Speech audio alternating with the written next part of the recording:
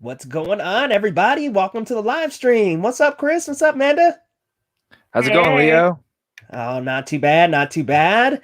Oh, guys, this is our regular podcast, Sunday Night Geeks. We are doing it live on YouTube now as well. So, welcome in, everybody. I see we have Don Sand. He was like, when is this going to start?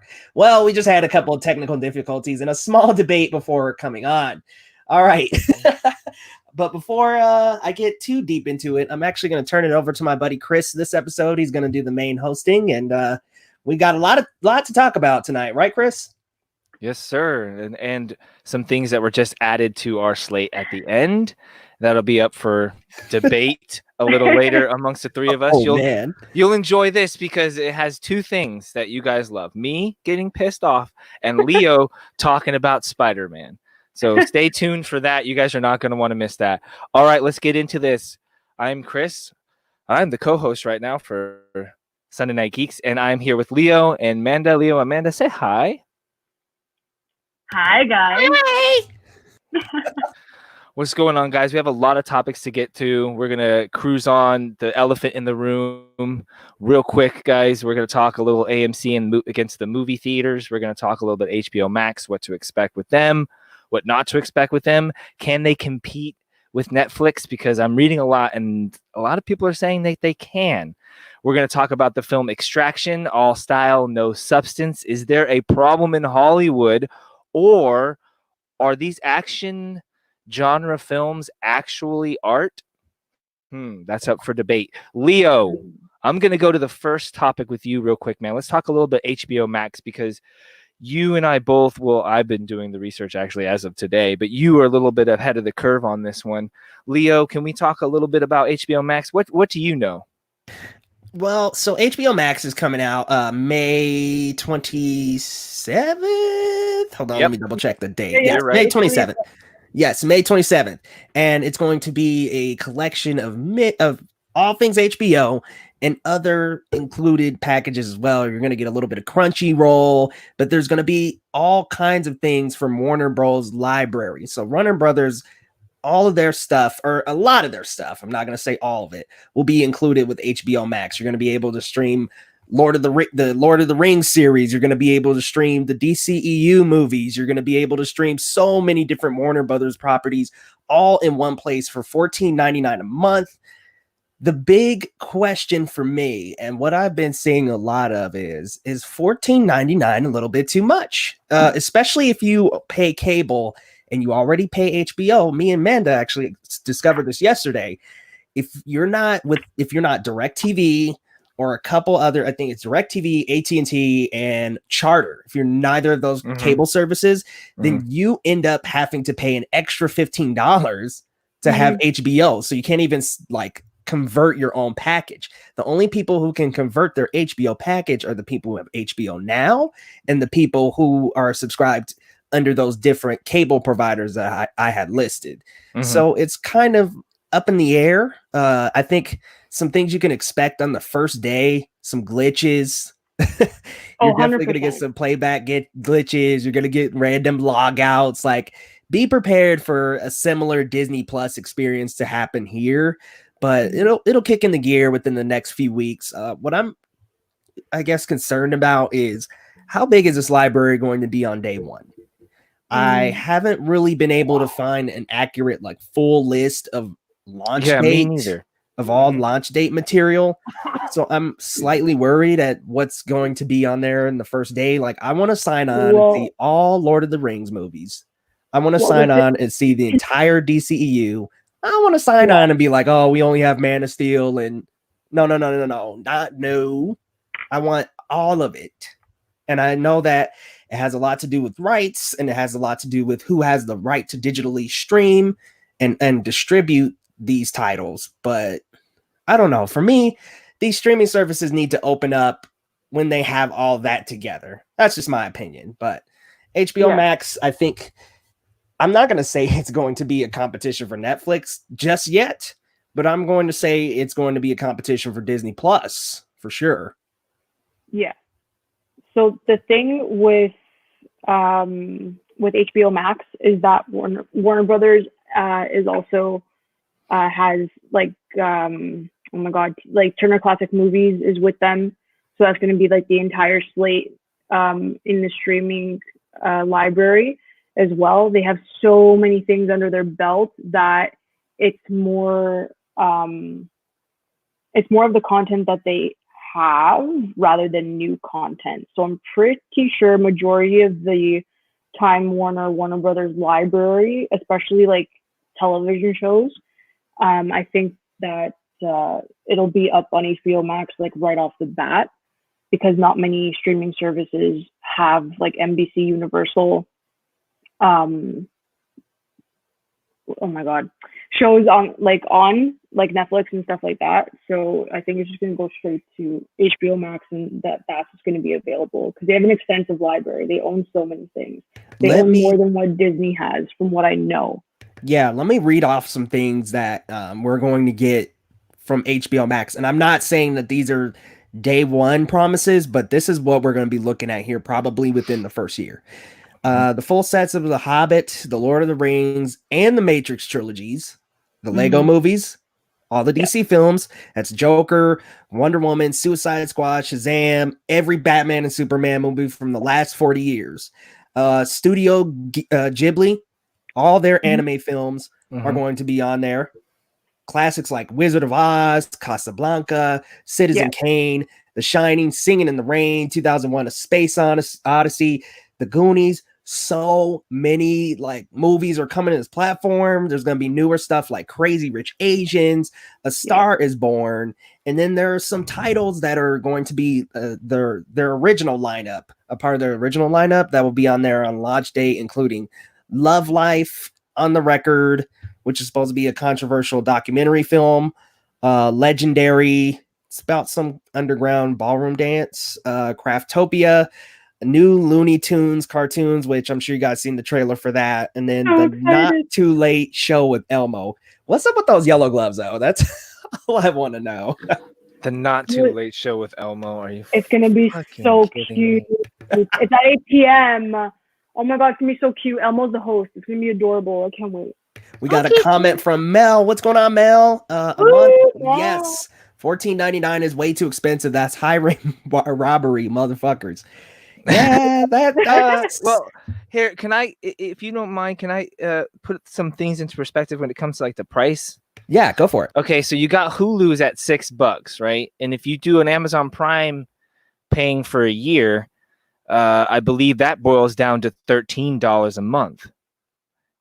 So if you have Amazon Prime, it's what I'm trying to say is I think the price, and I think, what is the average Netflix? Is that $13 a month as well?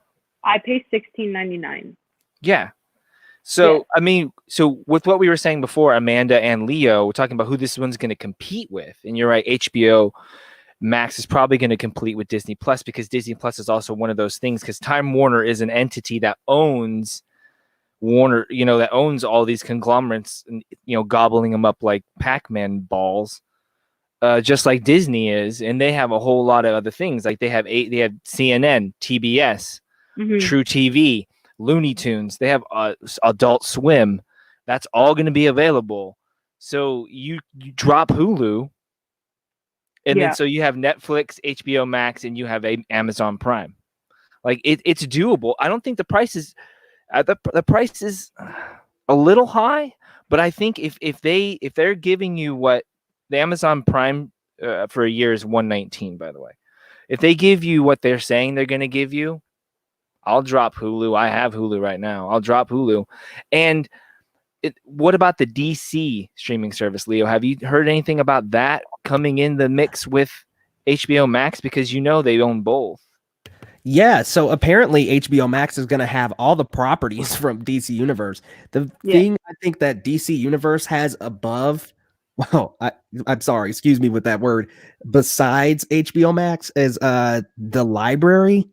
They've got kind of like an encyclopedia, and they've got comics that you can read. So it's kind of like a Marvel U meets a DC streaming service. So I think they're going to keep that. I think it would be separate, wise for them to just merge. I would love for their shows to come on, keep that comic experience. That what they're trying to do, that stuff you were just saying, Leo, keep that stuff for the people who really want that niche kind of experience. But I'm in love with the Harley Quinn show. I can't get enough of that. Man, It's so the good. few I've seen are I will blow this Oh my cast god. up. It's so good. We got I a love comment it, here. and I need that. So yeah, Leo, I'm sorry. Go ahead. From Mel, we got a comment. I agree. I don't like this periodic bullshit.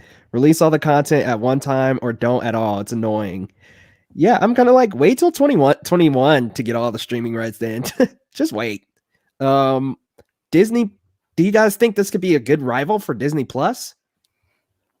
I think it's not even a rivalry because Warner Brothers has so much, and like So much. you have like Looney Tunes, you have something for each like every generation kind of, and they don't like screw around with their demographic, whereas Disney does. Like they're not going to put the Lizzie McGuire TV show on Disney Plus because of the adult content. So like someone who's grown up with Lizzie McGuire like I have, I got Disney Plus looking forward to that show being on there. But if there's no new content that is also for adults, then like what's the point of us having Disney Plus? Thank you. So, like, Wait, you mean the like- reboot?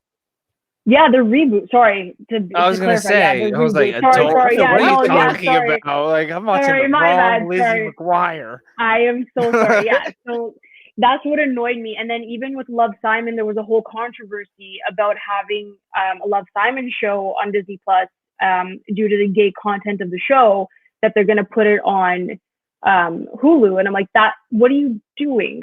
At the end of the day, if your child is watching Disney Plus, if they're 7 or 8, I'm pretty sure you're watching what they're like putting on the television. And if you're not, that's just like, that's you as a parent. That's your discretion. You can do whatever you want. But if you don't want them to watch a certain thing, any show, whatever, if you're like not letting them watch Deadpool, for example, which they shouldn't be watching Deadpool at that age, then you have the right to not put anything else that you find uncomfortable or inappropriate for your child on the streaming service. The streaming service can put out whatever the hell they want. It's up to you as a viewer to choose what to watch. That's what's frustrating about this. You're not even like allowing the accessibility for these shows to be on these streaming services. Yep, they're just choosing to go with the said demographic from a bunch of suits. Oh, it has to be family friendly only. Oh, you only have to cater to the little kids. Like, come on, dude. This shit, Yeah. we should have. It's not as like the adults, little we should kids have the options. fucking remote. Exactly. It's true. Like, it doesn't Like make any sense. we're gonna be the ones putting the show on. Just don't fucking click on it. Oh my fucking Like, Jesus. it's sorry. not only for you. No, it's okay. Right, Even we're paying for this too. I assumed that the Disney library of all the movies I can think about Disney are going to be on Disney Plus. I assume that's what I was getting. Oh shit, we got some comments. Okay. I think they just loaded up. Holy smokes, I Hey. didn't see these. Dexter Herda, Gordo for the win. Yes. yes, OTP from the beginning. I love him. And Yes. Yeah. Marcellus, what's going on, man? What's going on, Dexter? Mel, thanks everybody for coming so far. Pretty epic library, but $14.95 or $14.99 on top of my other 3 subscriptions hurts, not gonna lie. With that being said, I won't compromise and I'll pay to see the content I want. Yeah, I agree. I don't want to cancel. I don't want to cancel anything else. We all need to start some kind of streaming circle where we share passwords and such.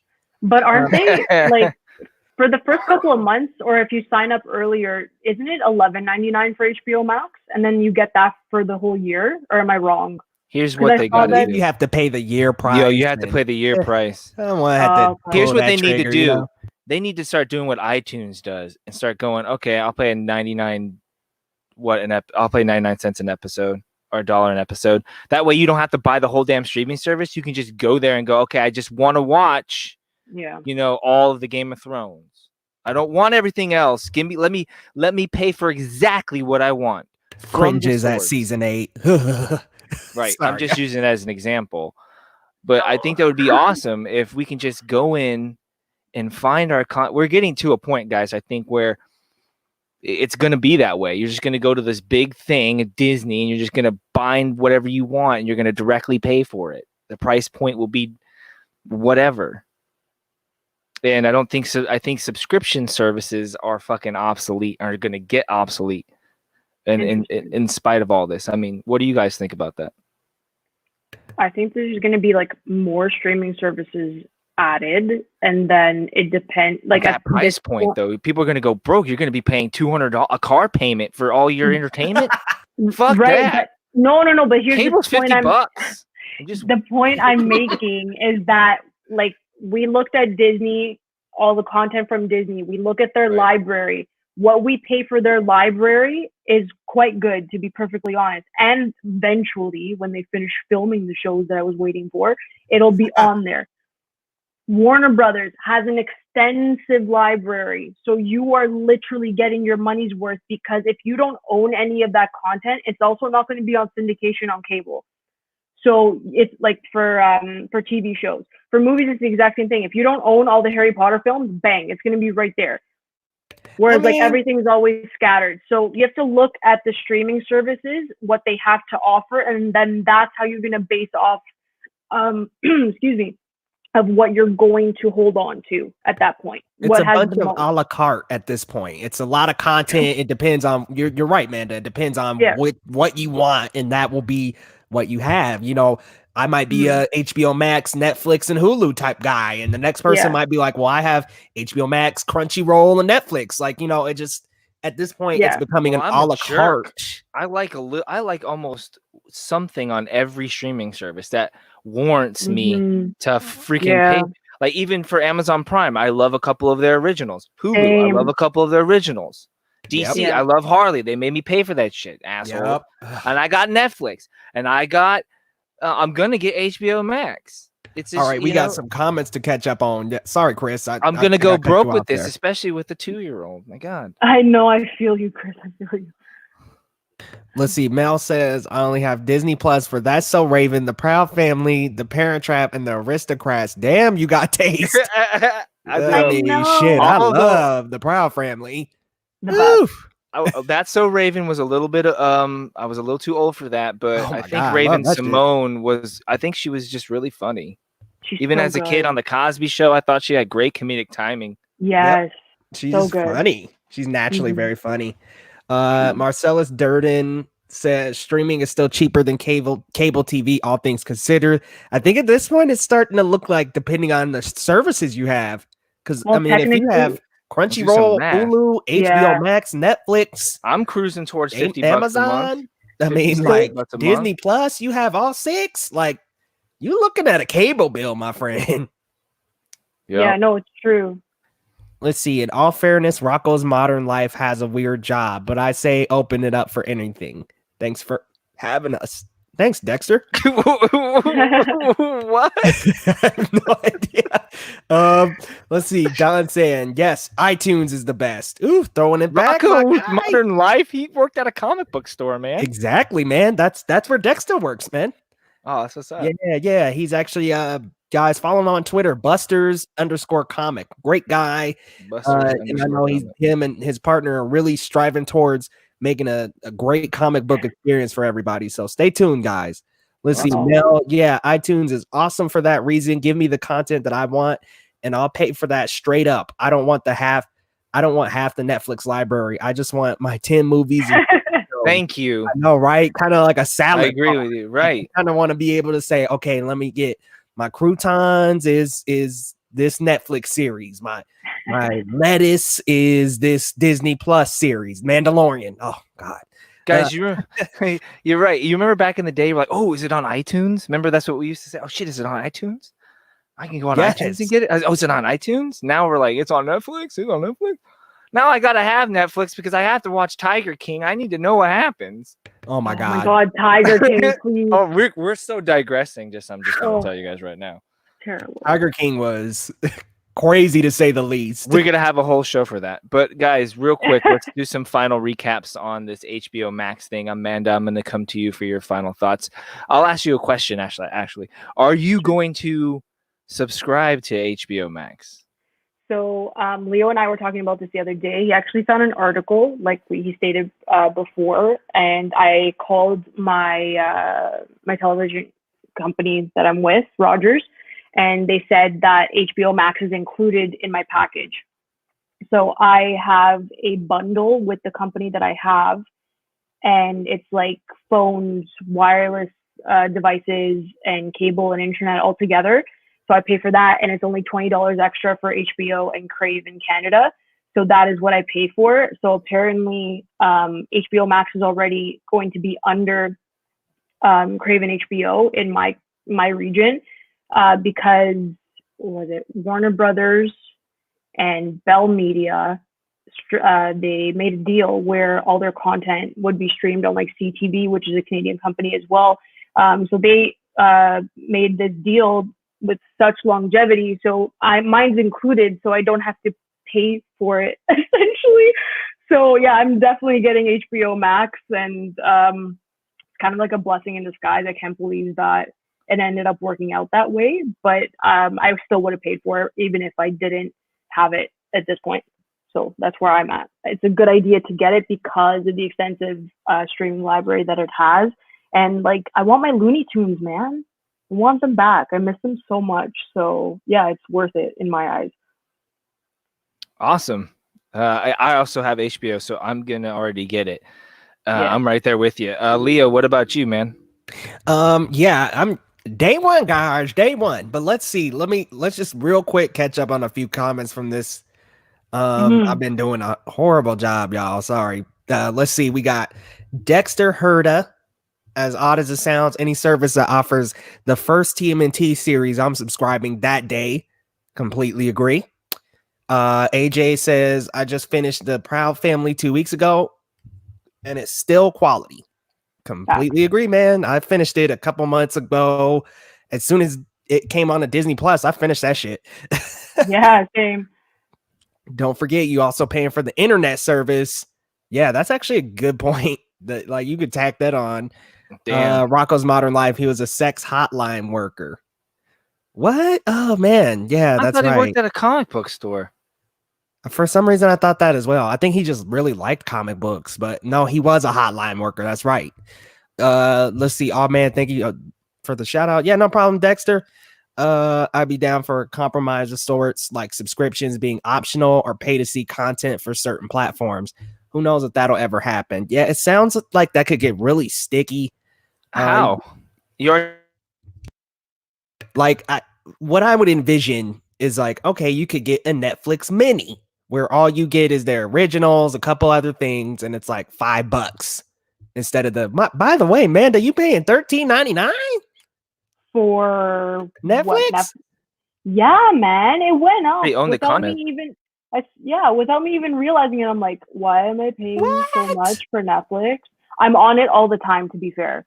Like, I watch everything on there, and then I also have Amazon Prime, but that's like annually, so it's not too bad. I pay $40 a year for Amazon Prime, so like the streaming is amazing on there. Let's see. AJ said you get more things from multiple streaming service than cable, so it's still worth it. I agree with that comment. Yeah, I agree too. You're true. I agree. If your streaming services that you pick, your individualized flavors, are less than a cable bill, I think you're winning, right? I think we're all can agree with that. Let's see. Marcellus says, to be fair, my Uverse bill's out of pocket at my household. Trying to convince everyone to ditch it. Yeah, that'd be a good idea. I might have to get rid of Crunchyroll since it'll be on HBO Max. Actually, AJ, I was just gonna say, to anybody who does subscribe to Crunchyroll, it is not going to be the complete library of Crunchyroll, because I was going to do the same, but it's not the complete library. So it's only a select few. So you probably get like Tower of God, God of High School once it comes out, Boruto. You'll get like all the popular anime series, but like you won't get, unfortunately, you won't get like ID Invaded. I'm sure you watched that one. You won't get any like actual good animes. You probably won't get Psychopaths. Like you won't get anything like that that you really came to Crunchyroll for. But yeah, Chris, I gotta ask you, how much do you pay for Netflix? How much do I pay for Netflix? I don't know. I don't Because I know. only pay $8. I think it's somewhere between 8 or like 12. I don't know, because like my wife handles it. She got pissed at me the other day, and I can't remember what she was. Chris doing unnecessary spending. Am I getting robbed here? Like what? I think I'm not paying 13. I know that. Bruh, that's crazy. And so, That's Amanda, are you not. on like the high tier plan with like, oh yeah, you can Mm, watch it on 13 TVs or whatever? I think that's what I'm on. Yes, that's If you what have it the is. I multiple changed devices, it. that's where they screw you, man. Yeah. Well, I do though. That's the issue. Like I have like I have my PS4. I have so many things that I have. I have But two. do you Like I find have a television. I live with my parents, so like they're like watching when they watch something downstairs. Like they have their own account, like their own profile. Like they use my dad's, and then like I use mine, and then yeah. So I don't know how. I don't know, but that's why we're paying that much. Now I get it. Thanks, Chris. No problem. Oh, it's $14. Mel said it. Oh, no, it's $16.99 last time I checked. My How bro, much? just That's saying. $16.99 Canadian dollars, eh? Yes. So it's like it is. 18, 20. You're paying almost 20 bucks. 20 I bucks. think. Let me double check. It says $16.99 Netflix Canada. I get my bill. Premium, yeah, premium. Yeah, it's 4. Yeah, I get it now. I understand. It is. I get. Yeah, it's premium. $16.99. That's why. Yep, that's why. Let's see. Dexter Herda said, "Have you seen What We Do in the Shadows from Netflix? I've heard great things. I haven't checked it out yet, but I've it's heard good hilarious. things." Yeah. It's Let's hilarious. see. Okay, I was wondering. Oh, right on, AJ. Amanda, we paid $13.99 Canadian. I have premium. I haven't seen the show, but What We Do in the Shadows film is. I agree. The film is awesome. Yes, with the Taika. film is just it's gold. It's freaking comedic gold. Like It is. The film is so Taika's comedy simple is- and easy. You got it. Like for me as a young filmmaker, going that's just a really good idea. A bunch of friends acting like vampires and having a fake documentary film camera follow you. You know how low budget but fucking simple and awesome that is. Like that's lightning in a bottle as a filmmaker. It's cheap. They made their money back plus some. It spawned so much. Do you know what Taika has gotten off of that? So like, I mean, that's for me. That I love that shit. Anyway, let's change up the topic a little bit, guys. Sorry, I lost my train of thought because I got on the Taika Waititi train. You should just stay making independent films. Okay. AMC, their continuous battle. It's all over YouTube now, guys. I don't know if you're aware of this. Probably are, but it's the battle kind of heats up a little bit. I mean, I don't think anything real new has come since we've broached the subject a couple times on the last couple of days here on the podcast. But I just really wanted to kind of recap our thoughts just a little bit, and I'm going to go to you, Leo, real quick. And have you heard anything new, anything different? Are any of these studios backtracking off of the stand your ground, no one shall pass kind of stance that AMC is taking with Regal? Well, I'm looking for the picture in our group because I sent a tweet a couple days back on Friday. There was a slight update from Regal, who it said like something along the lines of like, "Oh, it's being over exaggerated." Like, let me cruise back. Well, I will say until I find that I mean, no, I haven't really seen much besides that comment. I know they did kind of say a little something, kind of something like. Is that their comment where they talk about it's quarantine and people are knee-jerk reactions and all that kind of stuff? Yeah. Let me see if I can find it. I will say this: that I still stand my ground that the theaters are being absolutely ridiculous.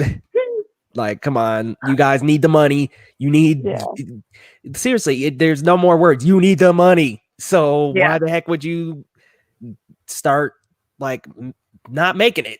You would do the opposite of making money by not doing so. So I don't know. I think we've ranted about this a lot, and I think I'm just kind of like annoyed that AMC still hasn't said anything. Still hasn't even reversed their decision after all we've all said about it. But I guess they just don't give a shit. No. Well, they don't give a shit. That's what got them in this place. That's what got them here in the first place.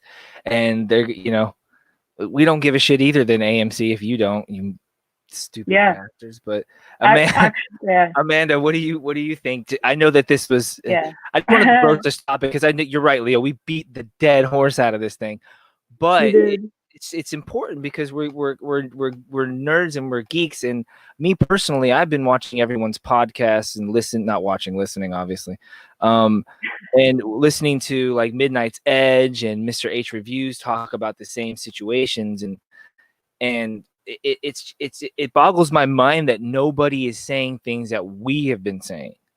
Like, right? Where is it? Why? What the hell? Like, is there nobody thinking, AMC, you did this to yourself?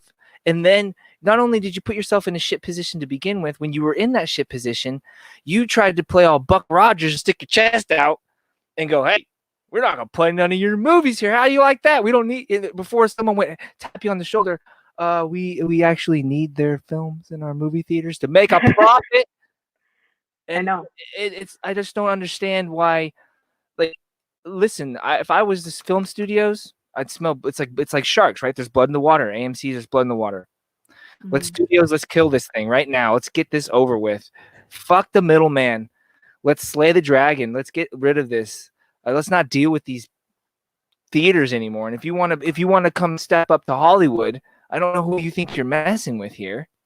Yeah. But big shout out to Amanda real quick. She actually sent the tweet that Regal had tweeted out. Regal is not boycotting Universal nor any other studio. We will continue our normal policy and play movies that respect the theatrical window, allowing movies to be released first in theaters prior to streaming or VOD platforms. Yeah, they're hurt. They are hurt. Like, wow. It doesn't sound like they stand with AMC. But the thing is that there was and I said this in my tweet, and we spoke about it in earlier. The thing is, with that specific statement that they made, this was a whole miscommunication that could have been avoided, because people were also attacking Regal for siding with AMC. So if that statement was just released the second after, like, shit hit the fan, no one would be like snapping at them and nothing, like, you know what I mean? Like, they wouldn't have affiliated. It wouldn't look like Damage Control. Exactly. And now they're backtracking. But with that tweet, and I believe, Chris, you pointed it out, the last line in that tweet, if you want to read it out again, Leo, like, it's saying, it's so contradictory to what the first half of the tweet was saying. Right? Yeah, it's like, okay, Regal's not boycotting is the first half of it. Then they say we will continue our normal policy and play movies that respect the theatrical window. Which it's like, okay, you're basically saying you're boycotting Universal. It's the respect thing that got me. Like, right? What are we respecting? Like, the theaters respecting the theatrical window of their release dates. That's what I got from it. And I may be an overthinker. Actually, I am. No. I get paid for it. I'm an overthinker.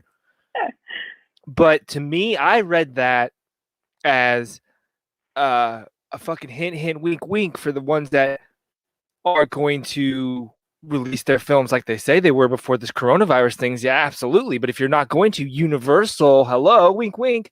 Yeah, that's how I took it.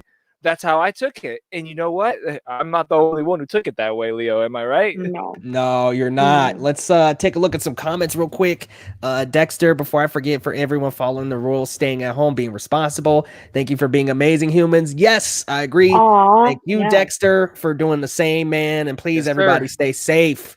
I work at Krispy Kreme. Apparently, it's essential. What up, AJ? Man, donuts are worth it. I'm sorry. I don't know. That's kind of weird that you guys is the kitchen closed at least? That's like, I would think the kitchen at least. Everyone needs to stay home and safe. Agreed, Mel. They're doing that here in Northern California, and I respect that. It's a small gesture, but a welcome one for the ones on the front lines. That's great. They're doing the free donuts. That's awesome. So cute. That's amazing. What part of Northern California? I'm actually a Northern California kid myself. I grew up in the Bay Area and spent some time in Sacramento, actually. I'd love to see where you're from. Check you out, surfer bro. No, NorCal surfers. No, SoCal surfers, bro. NorCals don't surf. Oh, you guys are lame up there? The surf isn't that good. The water's freezing. Do you want to go surfing? You might go surfing. You might go surfing in Santa Cruz, where they filmed Lost Boys. But that's about it. Anyway, so yeah, I think we beat the dead horse when it comes to Regal and the theaters. I think we all can agree that we side with the Oh, 100%. with the Side studios with on the this one. theaters. It's Or, no, all I'm sorry, about Universal. Actually, Excuse me. I actually read an article from IndieWire and I shared it with you guys. I read the entire article and I went on a rant on Instagram because I just find this so stupid. So apparently a Warner Brothers, let's switch studios because I'm going to actually go in depth here. Oh boy. Warner Brothers, there was an executive that said that they are still going to leave Tenet for a July 17th release. And they said that this is what pissed me off the most. It's this phrasing. They said that with the word of mouth for Tenet, when people go to the theater to watch Tenet, the word of mouth of this film, for this film, on social media will drive people to the theater to go watch it. That was number one, stupidity. We already know that Nolan's Tenet is going to be phenomenal. So word of mouth isn't really going to do much because we all know that it's going to be great. So the word of mouth is ridiculous if they even said that.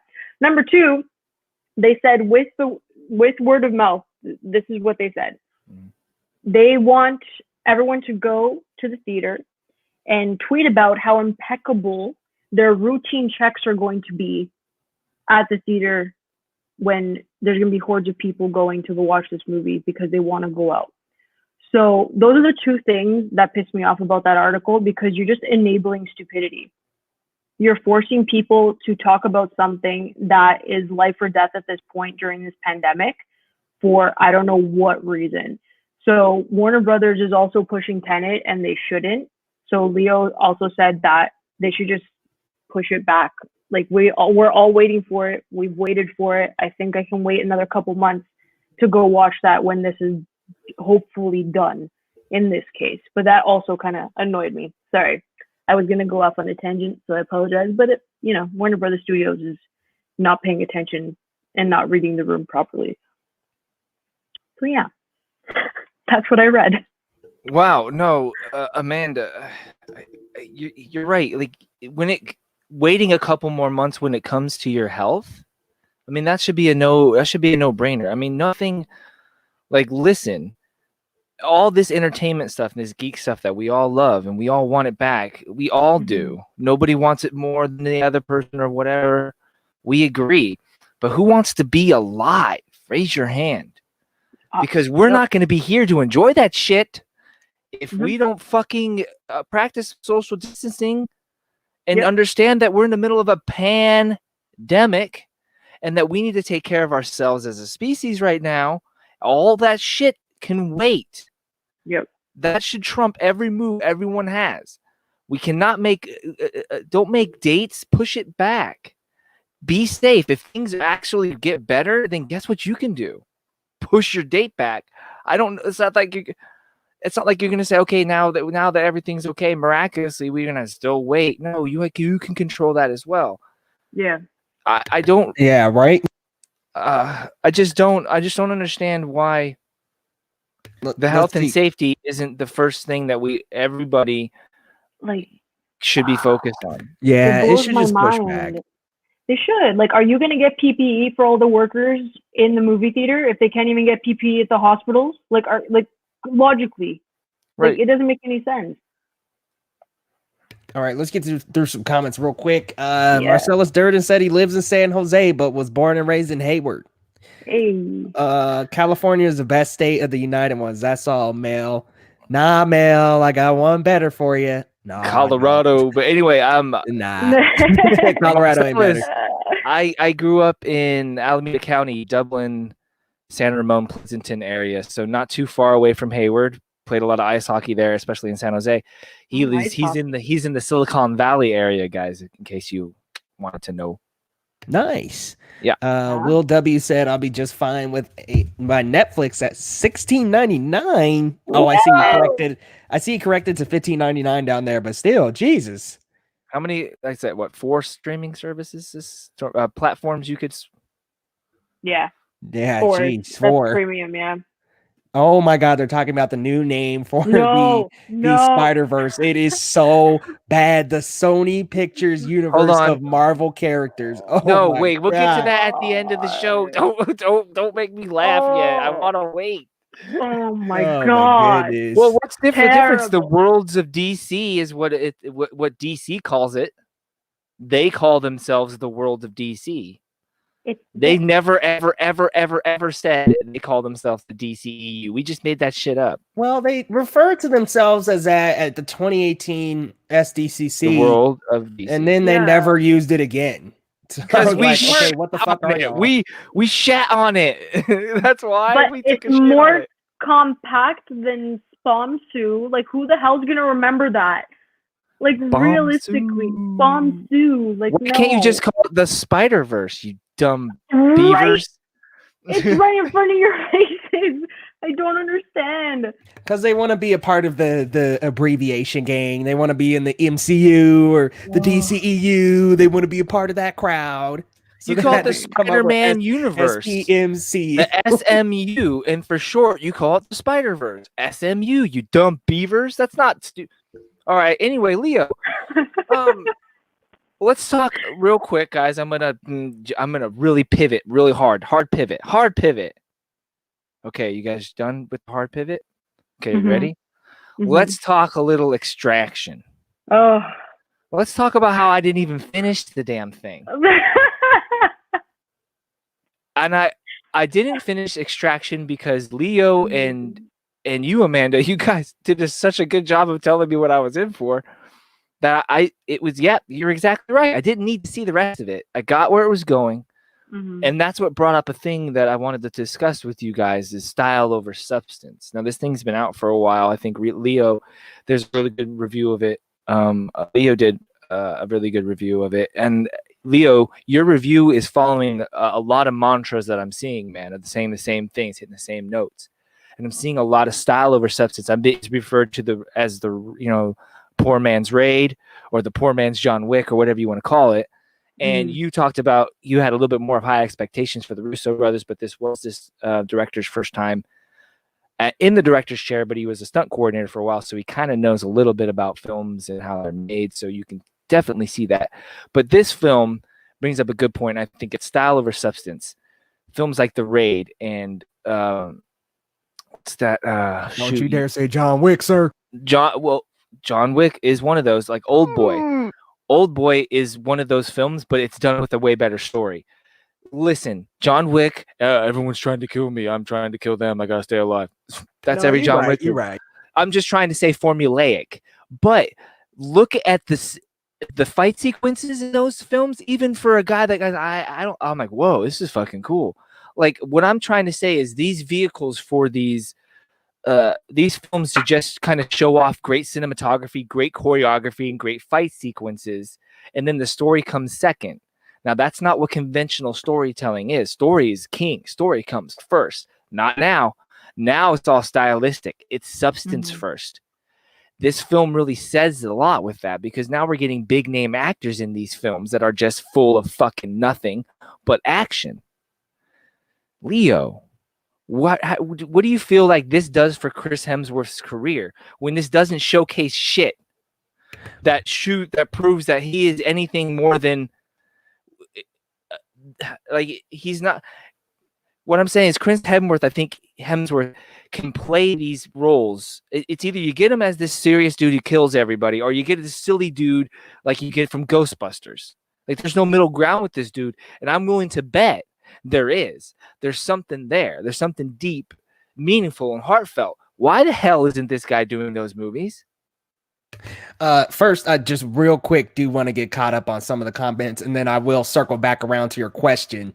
I see that AJ was saying what dumbass called it that the SPUMC. We'll get to that a little bit later.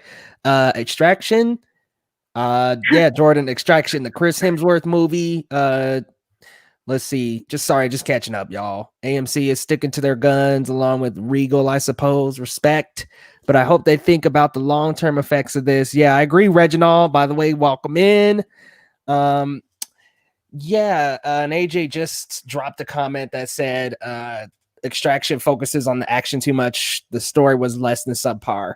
Yeah, you were talking, Chris, and you hit a great point saying that these movies do put story second and they put style first. You're right. They focus very much on the cinematography and on the fight choreography and kind of more showing than there is really telling a good story. And even just showing off only combat and only fight sequences.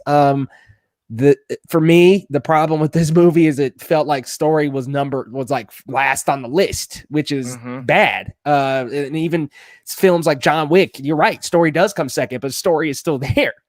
Here we didn't even really learn anything much about Tyler besides the fact that he lost his child. We don't really know much about shitty Ovi screenwriting and what's going on with scorned. Ovi and oh fuck, God, I can't remember the other guy's name that worked with the dad, and like the story was just so all over the place. We didn't know these characters, so why do we care?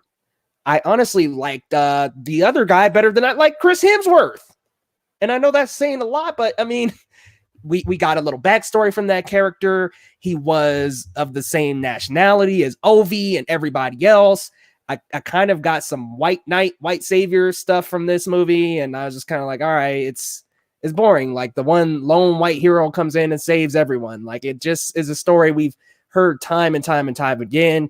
I know we've talked about this, Manda. I would have loved to see Dev Patel in this role, or even the guy who just was playing that other character. God, I just can't think of the guy's name right now, but who was also pursuing Ovi and working with his father. That's how bad this was. That guy could have been the main character. I feel like there was more stakes in it for him. I feel like he had more heart. I feel like he had an actual connection with Ovi. He actually knew Ovi. I mean, I thought he was his brother, but I mean, he just worked with his father. But I mean, he had some kind of emotional connection with Ovi, whereas Chris Hemsworth just kind of shows up, does it for the money. And then when they're like, oh, it's a trap, no, drop the kid off. He keeps doing it. But I mean, still, there's not really an explanation to that. There's just not there's really, the story goes nowhere. But I got to say, those action scenes were. I'm not going to say John Wick level. They're not. They were not John Wick level, but damn, they were good. Does that warrant it? Amanda, with that being said, with what Leo said, what you've said with your review, does that warrant it a good film? Do we need to start looking at these films as what they are and stop thinking, oh, fuck the story, I can't get involved in? No. Is this a new genre slowly coming out, creeping out of the woodwork of these overly stylistic movies that obviously people want to watch them, and people are coming to me and they're coming to me like, Chris, did you see that Extraction movie, man? It was fucking dope. I'm like, no. Fucking dope? No. Like, no. And like, that's a good movie. I'm like, you don't know what a good movie is. And then I get mad. They get mad at me. I'm a dick. And here we go. But maybe I'm wrong here, guys. No, you're maybe not there's wrong. there's something with it. But if there is, then why can't we get this stylistic with in a film with some substance, with some heart, with some characters that we relate to? The thing is, with Extraction, that, like we said, you get Chris Hemsworth. That's where all the streams are. Okay. And even watching Extraction, okay, there was only one long take action scene that was strong for how unique it was. I guess I want to say that. But at the same time, nothing will ever come close to what the Russos did in The Winter Soldier. And when they do film the combat choreo, or when they film the action scenes in their other films that I've watched apart from the MCU, they try to kind of mimic that type of filmmaking, and you can't. Like, it was just God tier in The Winter Soldier, and that's how I felt like Extraction was trying, like how I was trying to navigate that.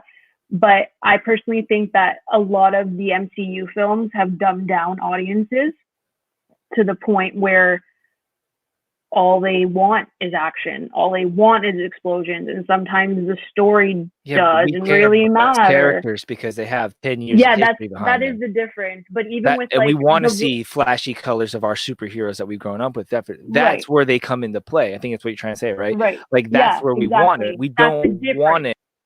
Yeah, it doesn't translate to just right. Like if the film was called Action Guy, I go fuck this. It's called Action Guy, guys. They're not taking themselves. I mean, serious. in their defense, Yeah. it's called extraction action. Yeah, but that title is saying that there's a story behind it. Like, what was the I point know. of putting it and setting it in like India? That could have been in like the United States. It Yep. wouldn't have mattered. Honestly, I thought been originally anywhere. they were in Mexico. Yeah, it Like, could have been honestly, anywhere. I didn't know. Like at first, I was like, I thought that's Mexico. Ooh, very good Yeah. comment here from AJ. I will say the movies like The Raid, John Wick, and Old Boy do focus on action a lot, but the mythology and characters were incredible. And that is why they're still talked about with praise. Yes, exactly. I mean, they Yeah. have rich lore, they have great characters. Yeah. They hit the notes high, and this is where Extraction comes up short. It only came with the action. That's it. And even that wasn't like John Wick. I want to say, blame the director for that, but you can't, because the Russo brothers are producing. I don't know why one of them didn't step up and say, "Hey, there's no story here." Like, even with the Russos, like, sorry, Chris, continue. Sorry. No, you're right. Go ahead. Yeah, but even with what the Russos do is that they're gonna put someone from the Avengers. And that's how they're gonna make their money from now on. The storyline can be absolute shit, which majority of the time it is. And like, you're gonna go see it. Why? Because Black Panther's in it, freaking Thor's in it. Now Tom Holland's gonna be in Cherry. I think the title of the movie is. Okay, all these stories are like, it's garbage. Like, even watching films like, and I love The Rock. Like, even watching Skyscraper or Rampage or fucking San Andreas, like, they're all garbage because it's all explosions. Like, no offense, even like the Fast franchise, like, they're not all golden. You're not friending me. I did a whole rant on how much that shit sucks. Like, it's just garbage at this point. The first two were good, and then after that, it just continues. Oh man, you just scored. 2 was bad. 2 was oof. Whatever. Two's bad. Like, watched. Okay, the real 2, Tokyo Drift. Was that okay? If we talking Tokyo Drift, I thought we were talking Too Fast and Furious. That's what I meant. Sorry, Tokyo Drift. Sorry. See, I don't that's how much I care about the Fast franchise. Like, I don't even know the order, but I've watched them and I'm like, okay, like, there's no, like, for me, there's not enough story to make me sit there for 2 hours and actually give a shit about these people. The first film had no fucking story, really. It was fucking it was a vehicle, like I said in my rant. It was a vehicle to express the street culture, the racing culture that was really, really popular. Yeah. And they put together a very vanilla story to go with it. Oh, come on, it's an undercover cop infiltrates a I wrote something similar to that when I was 15. That was not for the story. That shit was not supposed to spawn a franchise. Shit's a cash grab all the way through it. You take a little piece of bubblegum and you stretch the motherfucker out 6, 7 fucking movies, and the flavor's gone, and you can see through it, and it's fucking stupid. But it's bubble yum. I gotta have it. There needs to be something more than the action, and if the action's crap, like the thing that pissed me off the most about Extraction, and I don't know if this is gonna make any sense. This is how I felt. The camera could not catch up with the action on screen. Like, that's how I felt watching it for some reason. I don't know why. Like, there was so much happening, like, in and out of the frame that, like, the camera was trying to follow what was happening and just looked messy. It, like, completely. And then when, like, the thing with Hemsey is that we never hear him in his Australian accent. And hearing him in his Australian accent, it just felt like Chris Hemsworth was being Chris Hemsworth as a badass. Like, there was no acting involved in this film. So, like, if you have that with no script and you don't have an actor that's going to elevate the script, why am I watching this? The Russos just said, "Hey, Chris, can you give me what you gave me in Thor: The Dark World?" Right. When you were fighting those elves. Give us that Dark World performance, man. Right. Yeah. Shit. Okay, here's a question: was Keanu better in John Wick or The Matrix? He was better in The Matrix. He had more to work with. He had way more to work with. Neo, it wouldn't even be John Wick without Neo. Come on, y'all. Nah, I like him in John Wick. I hate The Matrix so much. He has no dialogue in John Wick. Are you fucking smoking some pot? What? No, I'm just saying. The Matrix is like, whatever. Oh, we got to keep in mind, Amanda likes movies based on hot guys. That is not true. That is not label me as that. Like John Wick because he's got a goatee, his hair's long, and he's wet half the goddamn time. No, Listen. Chris me. Don't Chris me. I will Chris you because that is unfair. It's true. It's not true. Listen, I had to sit through The Matrix in film school. I fell asleep. That's how much I did not like it. It had nothing to do with it. You Like, fell asleep during the I You can't. fell asleep with Keanu Reeves was stopping bullets? Hold on, wait. But actually, you want to know something? This is with all films with iconic scenes.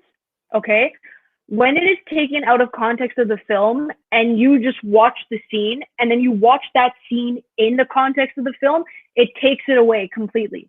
What do you mean, like watching the bonus features and figuring out how they did the stop time with all the bullet animation and shit like that? I'm saying if there's like a compilation video, for example, and that scene of him dodging bullets is in the compilation video with all of the other stunt work that he's done, and then putting that watching that scene cool. in the film. That's why you went to film school. Yeah, that didn't impress you? No, that was groundbreaking. No, you're not understanding what I'm saying. Okay, I'm sorry. Go ahead, explain yourself. I want to understand. Okay, so you have the scene of him dodging bullets. And let's just say it's on your timeline on Twitter and it's just that scene. Okay? You watch that scene. Okay, cool. Yeah, whatever. And then when you finally watch the entire film, for the first time, and you see that iconic scene in the context of the entire film, it kind of ruins it. Yeah. You saw the scene before the movie? Yes, that's what I'm saying. Oh, yeah. I can see how that wouldn't. So it didn't impress you then because you saw it out of context. Yeah, that's what But that goes with everything. It's like seeing the final Jaws scene or whenever the shark comes out of the water. Well, you need to start watching these bigger boat. You need to start watching these classic movies before you go back to school. I mean, so you don't get fucking ruined. But that's what I'm saying. Going to film school, watching those scenes and dissecting it and all that before watching those particular scenes, it just sucks. It just sucks sometimes. Is all I'm saying. Oh my god. Okay, I got. I can relate to that, Amanda. I really can. Honestly. Yeah, that's why. Yeah. So watching John Wick was new. It was fresh. And I'm like, yeah, that's all kick ass. And then watching The Matrix, I'm like, guys, if you could have watched The Matrix in the theater like I did when it first came out, and I saw that. I did. Yeah. Okay, I was blown. There was very few times. Jurassic Park, blown away. Okay, yeah. Matrix, blown away. Blown away. I Dark was taken Knight, in the theater, man, in '99. My god! And when The Dark Knight came out, the back of my back didn't hit the back of my seat. I was sitting up watching the entire damn thing. I didn't sit back. I didn't drink shit. I didn't eat shit. I was watching that movie. Yeah. Let's see. We've got a couple comments though. Let's get caught up real quick. And I saw one that was pretty hilarious. Let's see. Yeah, I think I'm the same one, but okay. I think he was equally invested in both films, but I think I prefer John Wick because I love all three with The Matrix. I only like one. The thing about that though is The Matrix was the precursor to all of it, man. That was the OG. That film is still so incredible today. Go watch it on Netflix, man. It is still incredible. One positive, movies like Extraction can make you appreciate the truly really good action movies. The ones that can have incredible action and balance it with strong acting and story become classic. Yes, very much so. Terminator, Rambo, Kill Bill, Raiders. Terminator was not an action film. Bad Boys. T2. Bad Boys, it was genre. It was genres. He did genres, just so you know. But yes, T2 was an action film. T1 was a slasher. I would call it a thriller, an action thriller. Okay, I'm gonna leave. Sorry, Terminator. I'm gonna leave. Oh man, the first Matrix is the only good movie for Keanu. John Wick was a series that was great for Keanu. I can agree with that. Well, I don't want to get into that debate. John Wick brought new life into Keanu. Yes, I completely agree. Yeah. Let's see. We've got the man is athletic. He's talented as fuck. He really is. He's a musician. He's athletic. He fires firearms. He gives to the poor. Yep. The guy has had a shit life too. His wife died and all that. Yeah. This dude, I want to be. If you want to be like somebody, be like Keanu fucking Reeves. Okay. Amanda, how did you feel about Swallow Ren? Kylo Ren. Okay. What, the scene in Force Awakens, I think, with his that was so bad. Oh my God. Like, they should not have done that to him. Like, I can't. He's a fantastic actor, don't get me wrong. And he's so talented. But that scene alone, I'm just like, bruh, like, it's so random. Like, why is his shirt off? Like, I know he's in the comfort of his own cabin, whatever the hell you want to call it. But that was just the most awkward moment I've ever seen on screen. So awkward, Taco. I could not stand that scene whatsoever. Okay, so that's how I feel about it. Have you guys seen the movie No Country for Old Men? Half of it, yeah. Do you know the main bad guy in there? Antoine Chigurh. Yeah. Oh, He looks like a younger version of that dude with the shirt on. Yeah, That's what he looks like in that fucking scene. Oh God, it's so bad. His hair. Why did they even have him take off the helmet? God, this is a discussion for another day. I think Ryan Johnson is secretly gay, and he was like, "I want to see Kylo without a shirt." Don't you dare talk about TLJ. Hey. What? Don't you dare. What? Talking about TLJ. No. Okay. AJ has. Oh, what did AJ say? I forgot. Go back. The Matrix is a piss poor Ghost in the Shell. Shut up, AJ. No, it is not. No, it is not. Wait, have y'all seen the anime Ghost in the Shell movie? Yeah, not the animated. But I've seen clips of the animated movie. Oh, see, you got to see the anime. That's the original, not the ScarJo. He's not. I know. I I didn't like. I haven't even seen that. I'm not even gonna give it the light of day. You love it? Mm-mm. Oh, okay. I thought you were like, I love the ScarJo. I'm like, what? No, I said no. The ScarJo. That's just like terrible. It's awful. Don't forget, everyone. May the 4th be with you. Yes, coming up tomorrow, we're actually going to be rewatching Rise of Skywalker. Yay! Fucking yay! Freaking great. Rise of Skywalker. Rise Skywalker. Let's see. Reginald said, Dexter, really, man? Really? Thank you so much for that, Reginald. I appreciate it. As good as the John Wick stuff is, the Matrix stuff is standard. Exactly. It set a new bar for action movies and for CGI. It was just so iconic to see that kind of grab, that kind of work. It was risky as shit too. The storyline, all that subliminal stuff. Like the studio took a real big risk on them. Like look up. Well, at the time they were the Wachowski brothers, but look what they went through to do all that kind of cool stuff. Yeah, the Wachowskis. Yeah, man. I've seen the behind the scenes, everything. I have remember I think I sent you a picture of the 3 film collection. Yeah, I've gone through that. Yeah. That was back when we first started hanging out. Aww. Yeah. Yeah. On a side note, anyone excited for Cyberpunk 2077? Stoked. I cannot wait to be like for Keanu Reeves to play with us too. I'm so excited for that game. Yeah. New Tom Cruise with Mission Impossible or Keanu Reeves and John Wick.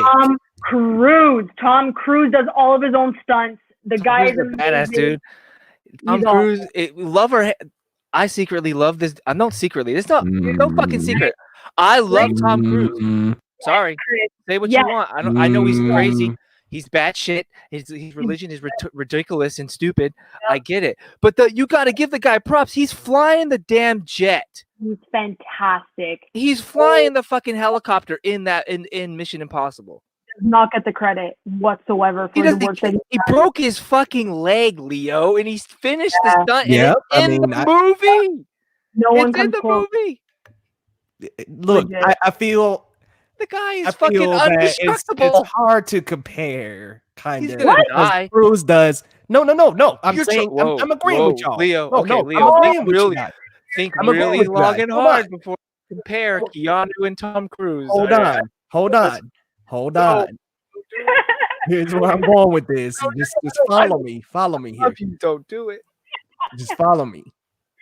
Tom Cruise with are you talking like so we're talking the entire Mission Impossible series. Of course I'm going with Tom Cruise Mission Impossible. Come on. Mm-hmm. But y'all got to give Keanu credit. That damn John Wick series is amazing. Yeah, but he doesn't do his stunts, man. Like that's the difference. And that is the difference. That is the difference. Even like story-wise, to stretch from like they're making 7. He does some of his stunts now. Give him a little credit. Keanu does some of them. Keanu does as much as he can, but you do know that most of the films that Tom is in now, he owns it. Yeah, it's his movie. It's his money. So he's Yeah. gonna do the fucking stunt. No one's gonna tell Tom no. Now John, not John. I call him John Wick because that's who he is, right? Fucking John Wick. Keanu isn't backing his movies, as far as I know, as executive producer with his production company. I don't think. No, he's not. No, I don't think But so. he also isn't jumping out of airplanes. Fact. Let's see. We got a couple of comments to catch up on. Reginald said Keanu Reeves is great in anything he does. I can't choose. Same with Tom. Tell I me agree, one bro. bad I movie. agree. Tell Keanu me is the one best, bad movie man. Tom Cruise is Let's in. see. Tom Cruise is amazing. Oh my god, I love him so much. Hey, I'm so Gump sorry. is here. What up, What's up, Gumps? Gump? Yo, Buffalo. What up? Reginald said AJ Fairnight needs a lobotomy for that delusional comment. Whoa. Shots fired. Y'all killing that Palpatine voice. Well, thank you, sir. Right. The anime Ghost in the Shell is what made the Matrix. It was inspired by it, dude, but it's not the same movie. The man breaks his leg and continues the shot after. I mean, yeah, he is, but yes, there is a difference. Tom is a better actor. He is also a stunt man. I mean, he, like you said, Chris, he's got a production company that backs all his films. Like, he is next level Keanu Reeves. He's Keanu Reeves on like the next level. Yeah, but here's the thing. I love them both. They're both great at what they do. You know what I'm saying? I don't want to say Keanu's a bad actor because some of the things that he's done, he didn't get a lot of good direction. He didn't get a lot of good dialogue for some of the things. And if to Keanu's credit, the man has been viable since the 80s. So let's give him some credit when it comes to the acting. Yes, he hasn't had the accolades that Tom has had, but then again, Tom has also gotten a little luckier. He started a production company really young, and he worked with Deborah, I forget her name. Anyway, for a very long time. Keanu just kind of, he's just kind of like, oh, I'm acting. Okay, cool, whatever. You just gotta love that. If you could get both of them in one body, holy shit, that'd be awesome. Or in the same movie, holy shit, make it happen. I love both of those guys. I will go see their movies in the theater. I think with Tom Cruise, it's the fact that he also dabbled in dramas and he wasn't just labeled as an action star. Like, he does have like a few good men under his belt, Jerry Maguire under his belt, Vanilla Sky, like he has that. A River Runs Through It. Yeah, and he's honestly he's a very good actor. Like, I think he's really, yeah, he has range, and I think that's the difference between like Keanu, where like Keanu's like he's been under the radar his entire career. Like, I think in his prime when he was doing like Speed and then Point Break, like that was his big thing, and then he just kind of sailed through. Like, he just kind of like existed. Whereas Tom Cruise has like been consistent, and he's like you said, he has all the accolades, but he also did dramas that put him on the map as a serious actor as well. Well, Keanu did try with Bram Stoker's Dracula with Francis Ford Coppola, but he started acting like this. Fucking bastard! I know where the bastard sleeps. Oh, don't start bagging on like, Keanu. Oh man. my god, some of the worst acting, not just from him. Winona is horrible, but you know who's fucking brilliant? Guys, who plays Dracula? It's fucking Commissioner Gordon. What's his name? Gary Oldman. Gary Oldman is fucking brilliant in that movie. He's brilliant in everything he does. I love Gary Oldman. Yeah, he's okay. He's okay. Are you, man? You're up there smoking that. You're up there smoking that Canadian. Maybe Reginald, right? Maybe Reginald's comments about you too, man. AJ down here in the comments saying that, let's see, that the Matrix is like shot for shot with Ghost in the Shell. It borrows some shots, man, but I'm not gonna say it's shot for shot for most of the movie. Like, I know there is definitely some borrowed shots, but man, it is not the entire movie. And a lot of I mean, let's think about it here. Akira, look at how many movies and shows copy that shot. A lot of anime shots are copied in movies, a lot. So it's not really a big surprise to me. What was I looking at? Gump's comment. Yeah, Keanu made a comeback unlike almost any actor. Yes. I agree. Did he though? I don't think he did. Yeah, it's just John Wick. Has he been in anything else other than John Wick? He's also coming up in Cyberpunk 2077. He was in Always Be My Maybe. He was John Wick 3. I mean, he's had you can't say he hasn't had Bill and Ted 3 is coming up. He's having a comeback. Is he though? Like none of those films are like headliners. Like they're just things that people know about. John Wick's a headliner. That's it. But like that's not really a comeback if it's just one. Bill and Ted. Well, I don't really care for Bill and Ted. Other people. Cyberpunk 2077 about to be a headliner. I don't know, man. Like that's not a comeback-ish. I feel like he has to do more than just one. Like I'm saying, out of the three, who's talking about having a comeback? He's already back. But that's what I'm just going off of what the comment said. Oh, okay. Like, I'm not saying. I'm just like trying to understand like what is the definition of a comeback? How Robert Downey Jr. Yes. Amen. That is a definition of a comeback from hell. 100%.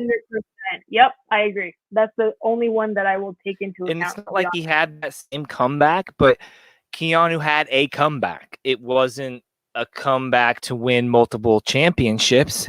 It was a comeback to prove that he can still do it and that he's still viable. And look, Keanu's the type of guy who's doing, I guarantee you when Keanu's doing something, it's because he loves to do it. I love that about him. That's the difference. Yes. Yeah, I agree with that. Yeah. I get it. I just want to drink coffee with him and ride bikes and shit. Yeah. I don't know. I think that, like, I guess if you want to call it a comeback, you can. I just don't think that it's like a bit, like, oh my God, how can I put it? Like, Keanu's like not an A actor, and that's fine. And like, I guess, unfortunately, he's classified as a B actor in this case for some strange reason, even though people like love his movies, but he's not like up there with like the rest of the action stars, like right now, because John Wick came out like recently. When was the first John Wick released? 5 years ago? No, 2014, 6. So 6 years ago. So like within the 6 years, how many action stars have made movies? So he not only did he have like 18 movies between. Real. No, but I'm saying Tom Cruise been all over. Yeah, but he's had to compete with these big names with his comeback. So obviously, like his name is gonna kind of like drown out. I'm not saying John Wick wasn't successful. Don't get me wrong. Like the movie's really strong. I'm just saying like for his name, it's not like up to par with like the rest of the action stars that he unfortunately had to compete with, which sucks because Keanu's name used to hold so much weight when he first started. You know what I'm saying? Exactly. Yeah. I mean, it's yeah. You know, here's what I'm gonna say: is I think John Wick maybe not a comeback, but a slight surge in popularity lately, especially 2019. With John Wick 3, Always Be My Maybe, and I forgot Toy Story 4. Oh my God, that's right. Ferns. He was Duke Kaboom. Yep, Duke Kaboom. He's supposed to be in the new SpongeBob movie. He's going to be in Bill and Ted, the next Matrix. Like, he's having a heck of a moment. And I hope he surges back to the top with what he's doing right now. So, because he's one of the people that does deserve more success in his life. And he's just having fun, like Chris said. So I think that's a good thing. Yes. Oh my God. A lot of people in the comments talking about Gary Oldman, Amanda. Yeah, Gary Oldman in The Fifth Element. Stallions. Listen. I tried to watch Tinker Tailor Soldier Spy, fell asleep, and then that's when I just said, I am off the boat. I don't care anymore. Introduce yourself to Gary Oldman. That is not a film I would tell you to go watch. I didn't get introduced to him there. No, he was my serious block. Are you kidding? Okay, dude, like, I was kidding. Yes. Yeah, no, I'm just saying, like, I've watched. Sorry. yes, Amanda, that was a joke. I did not mean to hurt your feelings on the podcast. Please, I am sorry. I'm sorry. Forgive me. Darkest hour, man. Ooh, that Churchill. I'm sorry. I can't. Like, he's okay now. Right. Did you know a fun fact about Gary Oldman? He lost his accent. He had to go through therapy and work with a dialect coach to find his original accent because he did so many characters that he lost Really? his original accent. Yes. That's Wow. crazy. I forget. There's he does like an interview where he talks about it for like 25 minutes, and it's like, oh man, Oh shit. this dude's dedicated, man. I just fucking love the passion that Ah. these guys have. I love it. I love it. Zorg in The Fifth Element. Yes. He was, Reginald yeah, Andrew. John Baptiste, Emmanuel Zorg. Yes. Dracula. Gary Oldman is not just okay, he's a treasure. Yep. Yep. Amanda, you're so dead wrong on this. It's not even funny right now. Sorry. Oh my god. Stardom ain't judged by the right amount of film you're in. Let's see. Sorry, guys. Sorry. I just want to get through some of the comments. Gumps was saying stardom ain't judged by the amount of films you're in. H came from a huge star to a nobody back to being a huge star who's a meme. I think he was talking about RDJ Or Keanu, I think. or Keanu. RDJ. Yeah, He said RDJ. He was next talking about comment says RDJ. RDJ. Speaking of Gordon, who is excited for Jeffrey Wright? Whoop whoop, yeah. He's gonna do such a good job. Oh, he's gonna do. I mean, he's gonna crush it. His acting chops is it's like this guy scares the living shit out of me when he acts sometimes, man. Like I don't want to run into this dude as a villain, but as seeing him as Commissioner Gordon, as somebody who's got a chip on his shoulder and maybe he's on the verge of like giving up. Then there's this Batman dude that comes in, and we're getting to see a young Gordon because we're a somewhat young Gordon. When I mean like the mindset of a younger Gordon. So it's pretty cool. I'm excited to see it. Yeah, I'm super stoked. Let's see. Mel said Angelina Jolie is Salt, Mr. and Mrs. Smith, Tomb Raider, The Eternal soon. That is all. Gross. Yeah, I'm like that list. What is films I will never watch again? Literally. I'm done with all those films. Besides, I might go back and watch Salt at some point, but Salt's the only one up there. Mr. and Mrs. Smith, no way. Tomb Raider, I'm good. Mr. and Mrs. Smith was iconic. Are you guys okay? Iconic. Oh my god. They were like married at the time. They're like, hey honey, you want to do a movie with me? Okay. They were married. That is when They were married. They were not married. When they shot it, they were married. When they came out, they weren't. What? I'm pretty sure that. when they shot it, they're still married. I'm pretty Jen and him were married. Yeah, Jen, not him and Angie. No, him and Angelina Jolie were married when they made that movie. That's impossible. I went to see it. I was dating somebody who said it. I went with her because she's a fucking Friends fan. And she's like, "What's a bastard?" I'll be there for you. I'm pretty sure. Don't quote me, but I'm pretty sure they were dating at they were still married at the time. Okay, it came out in 2005. People came out in 2005.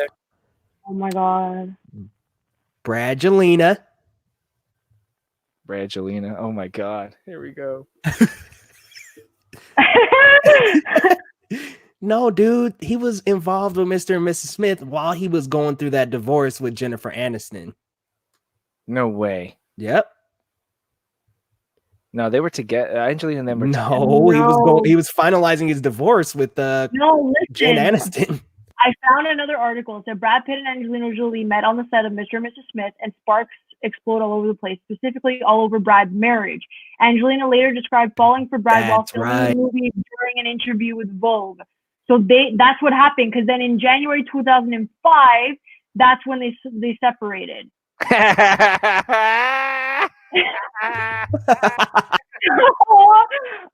So wait. I want to clarify something real quick. Amanda, Matrix is bad, but Mr. and Mrs. Smith is good. No. Take Mr. and Mrs. Smith over the Matrix any day. Oh my. Fight me. Their chemistry, ridiculous. Angelina Jolie, hot as hell. Let's not go there, please. Please. She needs to eat a cheeseburger, for Christ's sakes. Listen, I'm having my peppermint tea. Leave me alone. Okay. I'm not gonna say nothing. Angelina Jolie is beautiful. Weird. Do you guys remember when she kissed her brother on the red carpet, or when she was dating Billy Bob Thornton? Oh, when she was married to him. I mean, she was. You guys don't remember late '90s Angelina Jolie very well, do you? I do. Ugh. I was like, what year did you say? I don't want to talk about this anymore. Let's move on to the next subject. I was a kid, but okay, continue. Let's catch up real quick on some comments. Keanu's comeback ain't like RDJ. It's more popularity. Yes, agreed. Gumps. It's a renaissance. He's coming back. Yes, so. Canada. Gary Oldman and Leon the Professional. Ooh, yes. Leon the Professional, fucking amazing. Yep. Gary Oldman in the Harry Potter films. The only one I Sirius love. Black. He's the best of Sirius Black. He's great. The best Dracula was Leslie Nielsen. Sorry, not sorry. Sin City is iconic. Eating chicken and drinking wine. Drinking wine. I love him. Tom Cruise is a great vampire. So was Brad Pitt. Oh yeah, I love that. They didn't get married until years after they had kids. By the way, Brangelina. Oh well, you guys know what the fuck I was talking about. The movie sucks. It does. It sucks. Give a shit who was fucking real. who. The movie sucks. That movie. They all fucked us with our money. Is what happened. Money back. I only saw that movie I thought I was gonna get laid. Oh my god. Whoa. Did you? I did. Yeah. Hey, He loved that film, man. She was all about it. I was bored out of my mind, but whatever. Good job, you do what you got to do when you're like 23. I love how Mel knows everything. It's amazing. Yeah, for real. They got together. They got married in 2014, divorced in 2016. Correct me if I'm wrong, but didn't Gary Oldman beat his wife with a telephone? Yeah, he did. And then he won an Oscar. Moving forward. Oh my god, really? Yep, and then he won an Oscar. And then everyone stood up. Beats anybody with a telephone? Everyone stood up and clapped for him. That was during the entire Me Too movement situation, and that's what they did. Hollywood for you, kids. Hollywood. What kind of telephone? Damn. I think it was a cord phone. Oh, one of those cord phones? I've been beaten by that by my brothers. It's not that bad. Not condoning women. Let's see. Marcellus I'm not condoning women beating. Marcellus Durden says she will become one herself. Shout out to Mel Brooks. Yes. What was next on the docket, Chris? Sorry, I got caught up with that Mel Brooks comment. Herself. Okay, anyway. Dracula Dead and Loving It is fucking classic. If you haven't seen it, guys, go check it out. Leo, what I was going to bring up to wrap this all up was we had some Spider-Man news that we wanted to talk about a little bit. Since you're the reigning Spider-Man fan, like you're the big Spider-Man fanboy, because in your videos you have Spider-Man issue 1 hanging above the right side of your head. So let's talk about this Spider-Man news that you've heard today. So yeah, Sony is being lampooned for the idiotic name they have to rope up their cinematic universe. And it is, get ready for it, guys, Sony Pictures Universe of Marvel characters, otherwise known as the SPUMC. Now, this means that Spider-Man Homecoming... PU. By the way, if you have fucking PU in the initials, there's something fucking wrong with you. I just realized that. Oh my god. A laughing stock.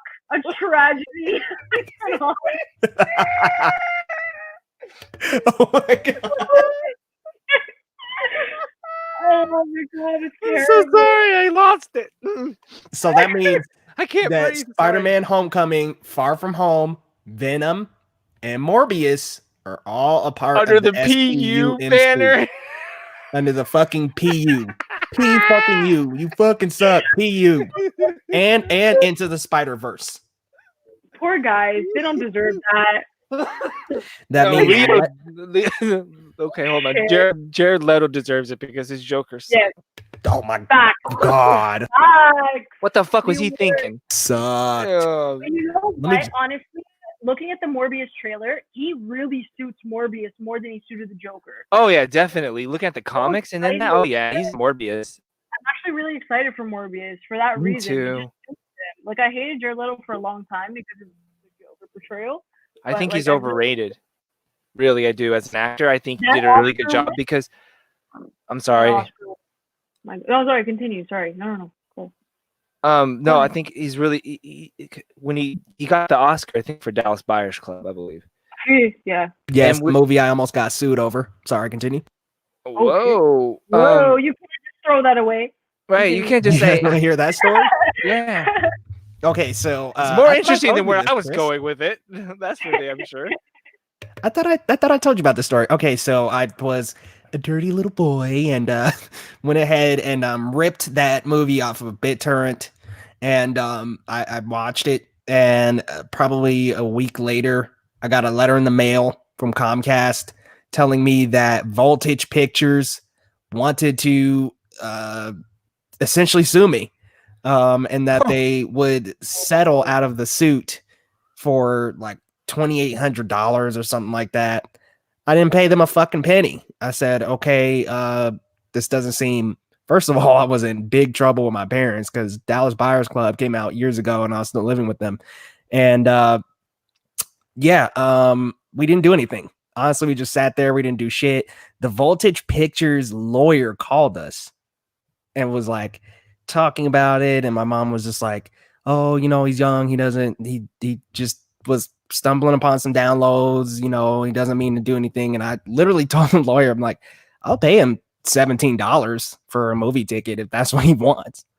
And he went away, and they never bothered us again, but they did press charges against a couple of people here. And I don't know how that went, but I wasn't one of them, so lucked out. That's crazy.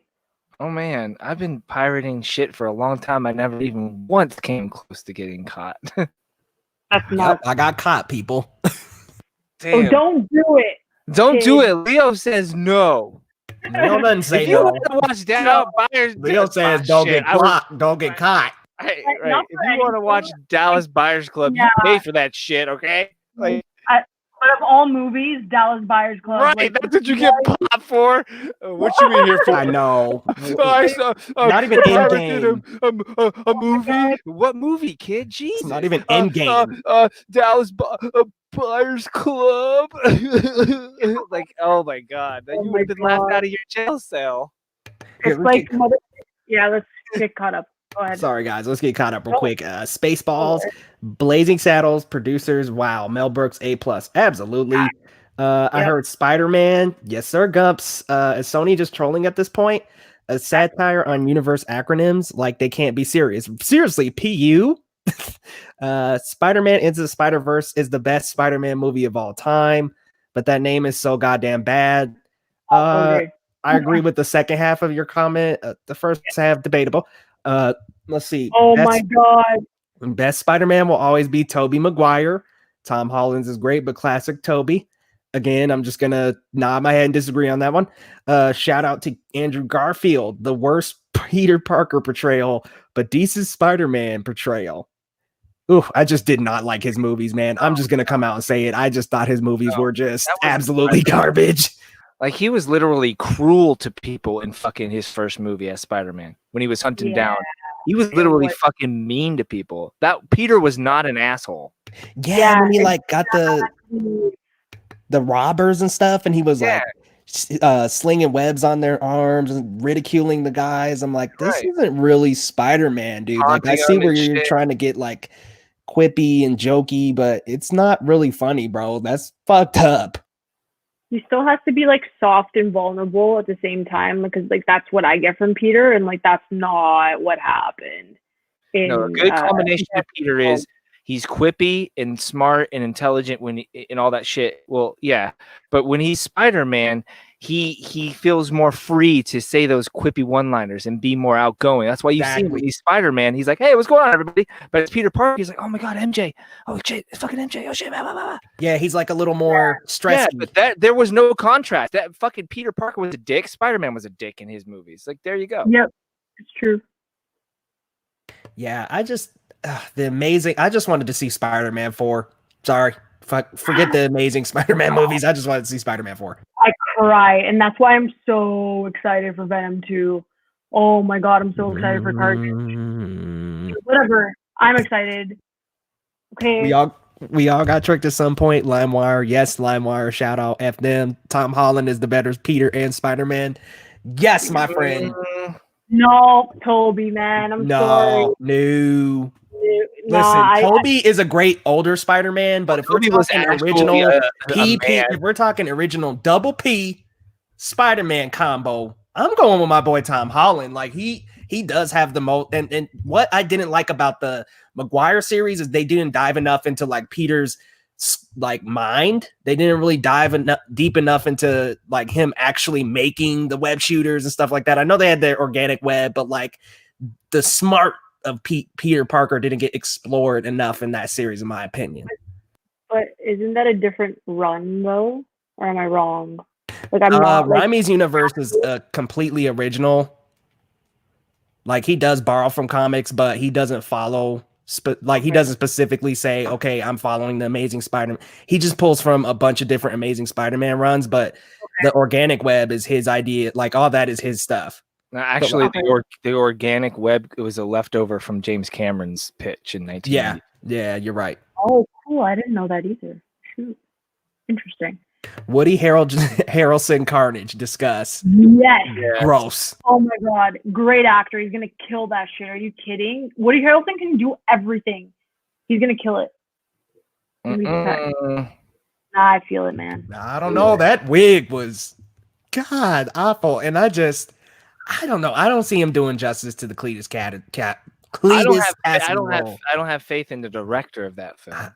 What? Yeah, Andy Serkis. What? No, guys. I think this is gonna be like his breakout. To be honest, I really think so. Nope. I think it's gonna be good. I think he knows what he's doing with mocap. That's for sure. His shots will be a lot better than this one. Actor brain. I think he's gonna get a little too above his britches. I don't know. I think Manda's saying something here, and I think that this definitely is going to be a step up, especially if you bring in the mocap expert into this. Like this, that's going to elevate. Could that help the motion capture in Mowgli? Like it's the budget you have to think of. Like Sony has a bigger budget for Venom, and maybe with the bigger budget, he's just not proven. No, I don't know. I think that it'll help him out. I think he has more freedom with Venom than he did with Mowgli. His previous films.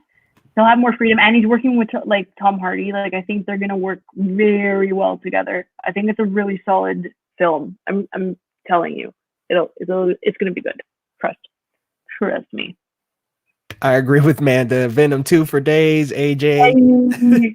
Toby is a 30-year-old Peter who didn't do a good Spider-Man. Almost no quips. I agree, Gumps. And I was talking to Jordan about this earlier. The shine is always stolen from him by his villains, like always. Doc Ock is great. Yeah, I'm sorry. Like when I'm watching the Spider-Man movies, the first two, I'm like, man, I'm coming back for Green Goblin and Doc Ock. I'm not coming back for Toby as Spidey. That's how I feel about Christian Bale's Batman, where all the villains were more important and far superior than his Batman. Like that's how I felt. I can feel that. I can agree with you on that. I don't know. I thought Bane could have been way more intimidating. Yeah, I agree with you. Also, like Tom Hardy's like Bane in the comic books when he was introduced was fucking ruthless. Because Tom Hardy's also really small, so he doesn't look intimidating. Oh my god, like this line. You're the one that's out, Gobby. Yes. Gubs. You're the one that's out, Gobby. Out of your mind. Out of your mind. Good night, AJ. Night, man. Being good at mocap doesn't make you good at directing. No, I wouldn't say that, but I would say it brings a level of knowledge to the movie that the first one didn't have. Ask the director of Extract. Oh man. Oh, did I make a point? Okay. Yeah, yes, I did. I think I did. Plus, Venom 2, Let There Be Carnage is an awful title. Agreed. Okay. I wanted it to be Maximum Carnage. No. Wait a minute. Why isn't it Maximum Carnage? It doesn't make sense for it to be Maximum Carnage. I'm sorry. Why? Because it has to be identical to the comic run? Like, that doesn't make any sense. Why not? Because it's based off a comic? That's ridiculous. But why should that matter when it's just, like, it's just going to be a movie title? Like, why does that matter? Maximum Carnage makes zero sense. Let There Be Carnage makes sense because you're introducing Carnage. If you weren't introducing Carnage, then okay, Maximum Carnage makes sense because, Leo, what's the comic book called? Maximum Carnage. Thank you. No, I disagree. Anyways, No, continue. I hear you, bro. I mean, I see your argument. I'm just saying, raised like, you source as your material. comic, I see know, your but argument. I raise you source material. I understand, but not everyone has read the comics. Okay. So you have to look at that as well and what makes sense. I remember. Maximum Carnage would make more sense if we've already been introduced to Carnage, and that would be a third one. We have though in the end of this first one. Yeah, we got introduced to the cutscene. Yeah, what? We know what's coming. No, you We know what's coming. You know what's coming, Leo. What's coming? Carnage. How much of it? How much carnage? Let there be a lot of carnage. Maximum carnage. There's maximum carnage. Whatever. Well, there's a maximum piece of shit movie about to come if the director doesn't get his shit together. That's all I gotta say. We got another question here. Green Goblin, Spider-Man 1, or Doc Ock, Spider-Man 2 is the better villain? Green Goblin. Defoe just fucking ate every scene he's in. He just chewed up all the dialogue and chewed up the whole scene. Just took it with him. Fucking love him in that movie. Legit bodied it. He should have won an Oscar for Green Goblin. Let's just put that there.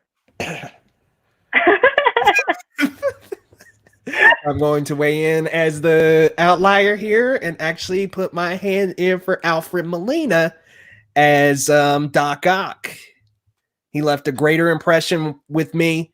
I agree that Defoe did a fantastic job. His line delivery is amazing. He's intimidating as the Green Goblin. Something that, people reading the Spider-Man comics, especially when you're a kid, the Green Goblin's a goof. Like, he made the Green Goblin he took him to the next level. Doc Ock did the same thing for Dr. Octopus, but not only that, he was also super comic book accurate. And something about those fucking awesome robotic arms. I give it to you guys. This one stumps me all the time because I really do like Green Goblin, and I always want to say Green Goblin, but it's always Doc Ock for me for those several little factors. I can't because I hate Spider-Man 2. So, like, I just why do you hate it so much? Why do you hate Spider-Man 2? Okay, like I said, no, we've had this conversation. He loses his abilities, and that's what pisses me off. That happens in the comics. It doesn't matter. I hate that. And then he quits being Spider-Man. Yeah, he throws the suit away. That's in the comics. It pisses me off. I know it's in the comics. That storyline just annoys the shit out of me. The same thing happened in Iron Man 2, and it bothered me, and that's why I also hate Iron Man 2. I can't handle that storyline. It aggravates. It's a cop-out. Like, why are you making a whole... Like, I'm here to watch this superhero be a superhero. The second he doesn't have his powers, it annoys me to no end because that's not why I'm watching this movie. I'm watching him in his, like, complete, like, wholeness of his character. But the point of taking the power away from the hero is to show us that the hero is still a hero regardless if they have powers or not. But you did that in an origin story. There's no point of doing that again. Yeah, but not everybody. But when you randomly strip powers away, it does, beg the question again, are you still going to be Spider-Man? Are you still going to have that same sense of justice? Are you? The answer's always no. I'm sorry. That's just redundant for me. I hate that kind of storytelling. I see her point. I see it's a little bit of fucking lazy storytelling. It is a little because they didn't explain. But also, are you cutting out that amazing train sequence? Amazing. No. Okay, one sequence in an entire film about him losing his powers. Like, okay, like that does nothing. It is great. It's not like he lost his powers. Did you see what he did with the thing and the train and they carried? Yeah, the train carried him back. Oh my god! Space and. But I'm saying it's a very strong sequence. But for me, it just the irritation of that kind of storyline. That scene does not overpower that for me. It's just personal preference. Goodness. I kind of like Spider-Man 3 more than Spider-Man 2. Don't kill me. Oh my god. There's silence. I'm so sorry. I'm just doing the thing where my eyeballs are looking at like both sides of the room really fast. Like, yeah. Did anybody else catch that shit that you just said? Well, I did. Like, how do you like the pie? Oh, look at that scene. You remember that scene where he's like, "Oh, it's so good." When he's eating the pie, he's like, "Oh, it's so good." Oh, jeez. I can't. Let's see. Your title should be good. Let There Be Carnage tells me it's a B film in the 80s on PBS. Agreed, Gumps. Dexter Herta, William Dafoe is an incredible actor. His facial expressions, wow, next level, bro, like god tier. Gump's videos, well, he lost his powers for character arc. He didn't want to be Spidey. He needed to learn that he is Spider-Man. But we got that in the first one. But you don't. I'm not understanding. Like, why would you make an entire movie based off of that? Again, like, I don't understand. That journey was already, like, it happened. Like, you know what I mean? He lost his powers, and he thought he knew that he was gonna, being Spider-Man risked that everybody he's come close to is at risk and all that shit. There's a little bit more there. Like I think you're missing that film big time. Man, I just don't that already. That now that you're a hero, like your loved ones are obviously like in danger. You know this. I'm sorry. After what happened with the Green Goblin, you don't know this. Like that's what I don't understand about that kind of storytelling. But he did, and that's what it continues into. That was the consequence. He didn't know that getting into it. It's an ongoing theme in his life, so his movies should reflect that. That's going to be an ongoing theme of any superhero's life. I kind of felt the more we talk about it, the more I want to go back and watch Spider-Man 2 and enjoy that all over again. Serious. I want to do it too. All right, Chris, I guess we digress so much. Let's I wonder, is this the final topic?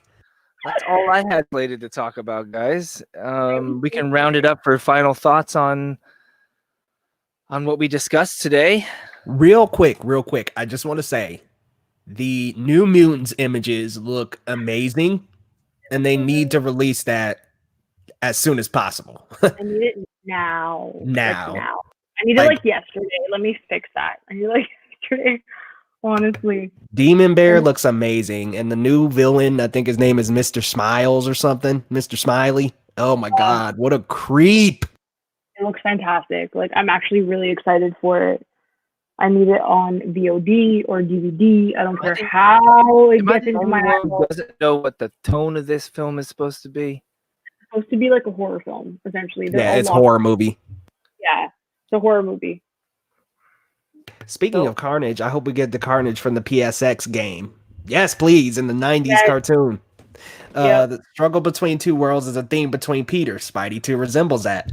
I agree, Gumps, but our little friend Manda here don't like it. Okay, but like that, like even with Iron, like I'm gonna go back to that. Even Iron Man 2 losing his powers, like that's annoying to me. Like that's part of the reason why I hated losing his powers in Iron Man 2. Whatever the hell happened in Iron Man 2, I don't even. Okay, like, I'm sorry. Sorry. All right, I'm sorry. Whatever happened in Iron Man 2, he didn't want to be Iron Man, and whatever the hell situation it was, okay, he didn't want to be Iron Man anymore.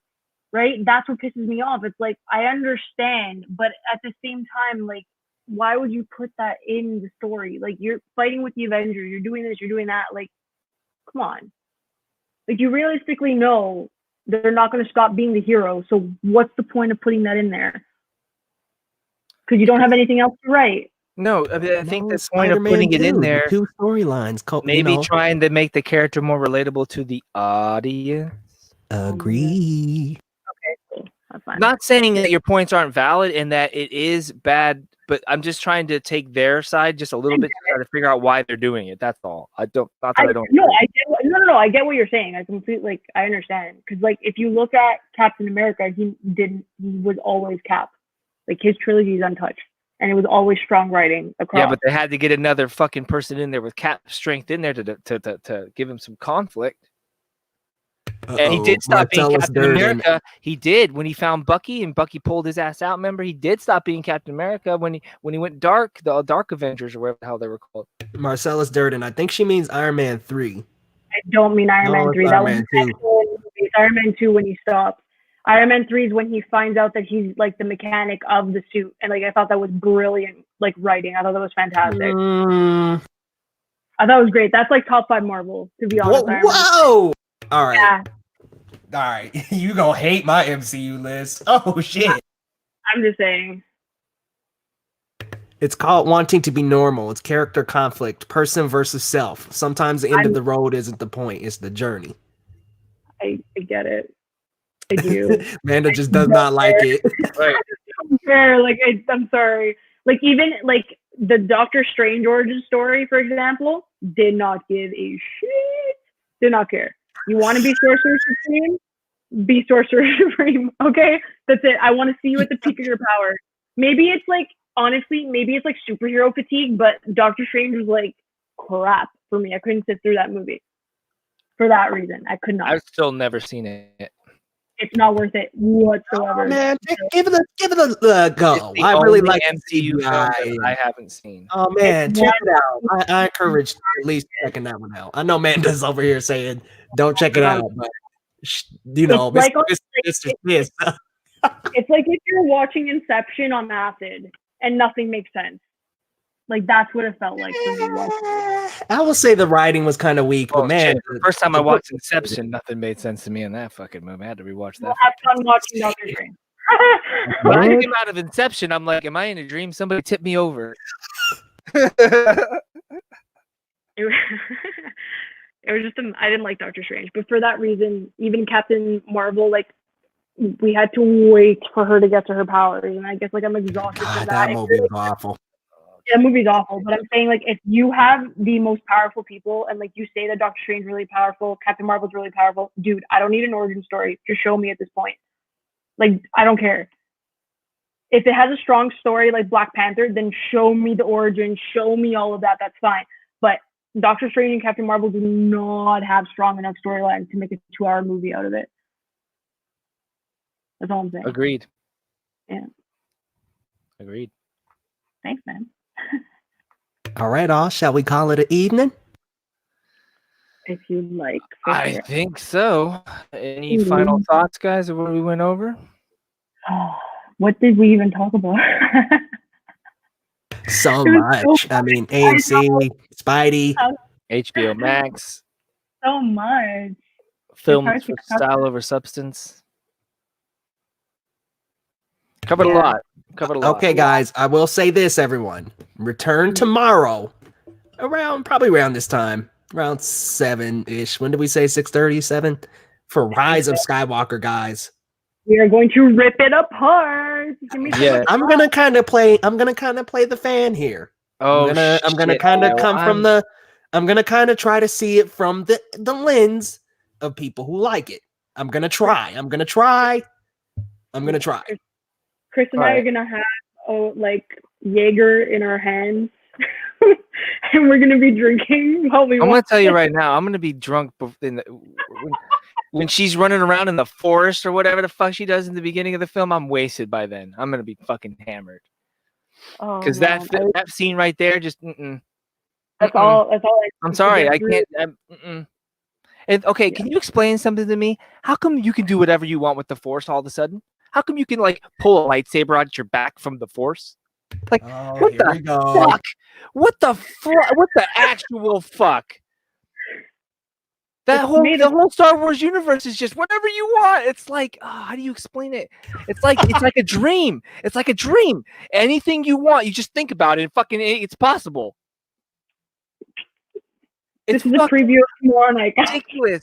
It's stupid. No. Don't you remember? I mean, he's related to Darth Vader. That must mean he's able to miraculously pull swords from out his back. Vader never did it.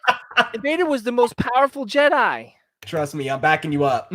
I know you are. I know. I'm just effing livid. She fucking Superman's the damn thing. She's, it's worse than when Leia did the damn thing. Oh, I got blown out. I'm sorry. You get sucked out into space. You don't get. All right, we'll save this energy for tomorrow for sure. Because nobody will hear it because I'm gonna go all off. No one's gonna watch the movie. That's gonna be the preview for tomorrow, guys. So if you want us to rant about the Rise of Skywalker and listen to us rant about the Rise of Skywalker, right? So yeah, I'm gonna try to see it from the good beats. Gonna try. We'll see. A good person, Leo. You're such a good person. I'm gonna come at it from a fucking fanboy supreme of the original trilogy. Die Hard, everything in there is canon. Everything else can go somewhere not very nice. I don't know. Disney did a better job than the prequels, if you ask me. Oh no! At least, okay. At least, no. We gotta stop, bro. No, this is gonna be safe for tomorrow. Well, we're not even gonna be watching the movie. Oh wait, Revenge of the Sith. Oh wait, hold on. Dare you? What are you talking about, man? At least in the trilogy, they weren't doing some crazy shit with the powers. Dude, At least he wasn't episode messing 1 and around with 2 the lore. are trash. He They're wasn't messing. trash. Okay, my biggest problem is the messing around with the lore. The first three, the prequels didn't mess around with what he established in the first three. The second, But they were horribly done movies. okay. That's okay. That's not what I'm talking about. You're right. Okay, you're right. But did they fuck with the lore? No. Did these three new ones? Midichlorians. All right. Yeah, they did. Midichlorians. All right. Okay. Midichlorians. That's a fucking good point, Leo. I hate midichlorians. What Dude, are I those? hate midichlorians. Are you joking? They're Nobody fucking likes horrible way to midichlorians. make- But they were. This isn't Dragon Ball Z. This isn't Power Levels. I understand that, and you're right. Good point. But I'm just saying these films with what Ray can do with the Force. You're trying to tell me that doesn't. Come on, Leo. Palpatine, blame Rise It of doesn't matter. Skywalker. Okay, if Palpatine and Vader did that shit in the other films and she was doing something similar, I would say your point was valid. But they never did that shit. All of a sudden she can. No, I'm on the same side, man. I mean, Rise of Skywalker was supposed to be stuff that tied us all It's not together. about moving rocks and shit. But what does she do to save everybody at the end of that movie?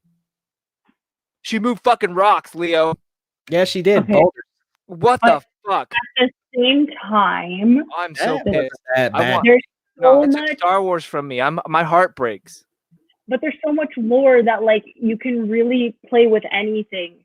Like, Nah. you know what I mean? Like, no one's gonna be like, "Oh, that's wrong," other than you, Chris, because you're saying that. But I'm saying like because it's like it's a new generation, it's a new age. Like, I'm like green when it comes to Star Wars. So we have three very different perspectives here. Yes. So I unfortunately became so invested in like The Force Awakens and like how that was gonna work, like turn out. Like I was excited to go on that journey, and I became invested with the characters. I also like watched like the prequels and stuff before that, but I'm so green when it comes to the Skywalker universe, and I was so pissed off with Rise of Skywalker, and like I just didn't expect like myself to feel so irritated. My name's Ray Skywalker. No, the fuck it's not. Like, that you tainted a name that is like gone through 4 decades. Like, what are you doing, man? Like, you tainted that. So what? Maybe like the way they were thinking of it, which they weren't thinking when they wrote this freaking movie. And I'm telling you that, and you guys know that for sure. Yeah. They thought that like anything goes.